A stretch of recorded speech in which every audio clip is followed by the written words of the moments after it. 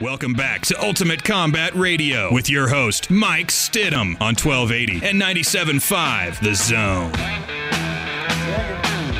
Welcome back to Ultimate Combat Radio. Mike Stidham here talking some mixed martial arts. More specifically, we're talking some UFC. It's time to talk about the big show, and who better to talk about it with than our UFC aficionado, Joe, the Great White Martinez. Joe, we had a big UFC last week. We did. Wasn't all that exciting now, was it? It wasn't. It was. In fact, I understand you're a little miffed about that. Well, I don't know if the Fox telecaster or broadcast is doing what they wanted to do by capturing new viewers. 3 unanimous decisions, or 3 decisions. There was nothing too exciting about it. I mean, to somebody who doesn't know MMA, to us who watch it all the time, yeah, you can find the exciting points. Well, allow me to retort. I don't even get to finish. Go ahead. Was there more? Go for it. I guess not. Because I remember everybody was all up in arms because it was a quick knockout. The first one. So like, oh, man, they failed. Epic fail. And now we've got all these great decisions. Went all the way through to decision. Epic fail. What can they do to please you, Joe? I didn't think it was epic fail with the fast knockout. I thought it was great. I thought it was an epic fail, that knockout, because it was all the hype and then blah. Yeah. But I don't know. It's not that the fights went to decisions. Is they were boring fights. There was nothing exciting in the fights. Are you maybe saying that perhaps they need to select better fighters, Yes. more high? But here's, I don't know, because then now you're kind of scripting what's going on. This is what we expect out of you as a fighter, but maybe they should have a right to do some of that to a degree. Yeah, I don't know. Like we talked a couple weeks ago when they did the UFC on FX, and there was a bunch of knockout artists on it, and we thought they were trying to do it to get the big knockouts, get people interested.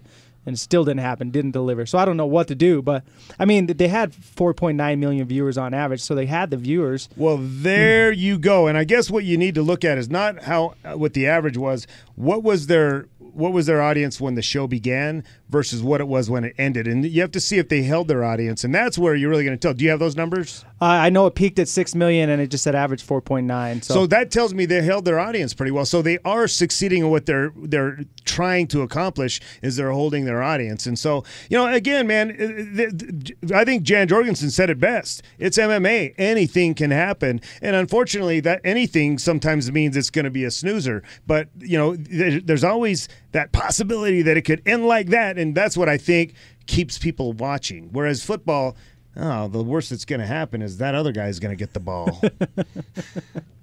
All right. Well, let's move on to tomorrow night's UFC 143. Right. We've talked about it quite a bit. I'll run down to the card and I'll give you my picks, and then I want to hear what you guys think about the main event. The first fight of the night, I'm just going to do the main card. Got Ed Herman and Clifford Starks. Both great wrestlers. Herman's a black belt in jiu-jitsu, submission specialist. He's a ginger too, isn't he? I think so. Yeah. Yep. Have you trained with him or anything? Yeah. Super tough guy. Yeah, he is tough. Yep. I'm picking him. And he's fighting a guy named Clifford Starks, who is one of Cain Velasquez's training partners. He's 8-0. He wrestled at Arizona State with Cain. You better be tough named Clifford. Yeah. You got a Clifford and you got a ginger. So, yeah. But I think Ed Herman's going to win the fight. He's a tough guy, and the Clifford's kind of a newer guy to the game, and I think the experience is going to win. We got Renan Barao against Scott Jorgensen. I can't even say his name, but Renan is 27-1. He trains with Jose Aldo down in Brazil.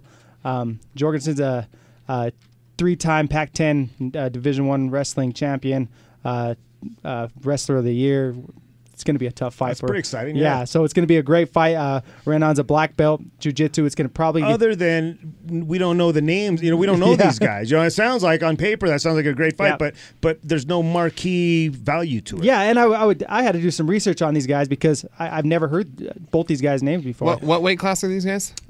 These guys are bantamweights. They're little guys, right? Yeah. Scotty Jorgensen. He used to train with Casey Escola, and he's you'll recognize him when you see him. All right. But I guess he's a tough wrestler and a tough guy to beat. So it's going to be a fun fight to watch. I think if it goes to the ground, Barrow is going to probably get a submission off of it. So that's my thoughts. We got Josh Koscheck and Mike Pierce. Boo! Everybody Koscheck. loves to hate Koscheck. Mike Pierce, I think Pierce fought Jake Paul. Yeah, he did before. So yep. he beat Jake Paul. So we So we know he's tough. Yeah. Koscheck's just an outstanding wrestler. I think he's a tougher fighter, and I think he's going to come off with the win. Koscheck should win that fight for sure. And then Roy Nelson, Fabricio Verdum. Verdum is probably one of the most accomplished jiu-jitsu guys in the UFC, 2-time world champ, 2-time ADCC champ. How do you take Roy Nelson down? That's the thing, man. Is he the one that kept flopping guard? Yes, on an Overeem fight. Overeem, yeah. So, but I think if he does that to Roy Nelson, Roy Nelson's going to do the belly on the face and pound him out like he did Crow Cop. Yeah. So I'm taking Roy Nelson. And I think Roy Nelson's going to keep it standing and probably win with a knockout. It's an interesting fight, though. Who knows how it's going to go? I think he wins by Snorefest, and that's really he's one of the least exciting guys to watch for me. But he wins. He does okay. And then they put these big fighters in front of him, and he doesn't get intimidated. Everybody kind of looks over him, looks past him, but he comes out with wins. So I don't know, interesting fight to watch. And then the only exciting fight of the night, I think, is Nick Diaz and Carlos Condit. Not because I think it's going to be a good fight, because I like watching Diaz. That's the only reason. I think he beats Carlos Condit in every aspect of the game, but You seem pretty enamored by this Diaz character. What is it that makes you such a Diaz guy? I just love the Diaz brothers, the way they box. I don't know what it is. I just like watching them box. They're little jerks, man. They're just little jerks. And I agree with you. I enjoyed watching that last pummeling that the younger Diaz brother put on, but they're just jerks. And they're not very smart. I have a hard time supporting or getting behind or, just giving any love to some guys that just have such a complete disregard for the sport, complete disregard for Dana White, complete disregard for everything that has been their bread and butter for so long. It just, to me, I don't know. They're like a cancer. Man, I'll tell you, nothing you're saying is false. However, through the damage control thing that Yamasaki and I do, we've tried to film clips with all kinds of world-class fighters at every level, and we had a chance to work with Nick Diaz once in Orem. He was doing a little seminar out there, and he was so willing and happy to set some time aside to film some clips for damage control, which as soon as he really hit the scene in the UFC and came over from Strikeforce, went totally viral on there and has actually communicated with us through our clips that he shot for. So, I mean, there is a redeeming side of him too, where, a lot of these even local fighters that we've approached and said, hey, you guys, you had a great fight, can we talk about that, or maybe shoot a couple clips, have treated us much more poorly than a guy at the level of a Nick Diaz, who maybe they're just anti-establishment. That was the point I was getting at. They're against the man, for the MMA and for the fans and for the everyday working guy in that industry. I think they're very accommodating, but to the Dana Whites and the establishment, I'm glad you enlightened me to that, because I'm that guy too. See, I disagree. I like him though. now. I take back everything I just said, Joe. I like him.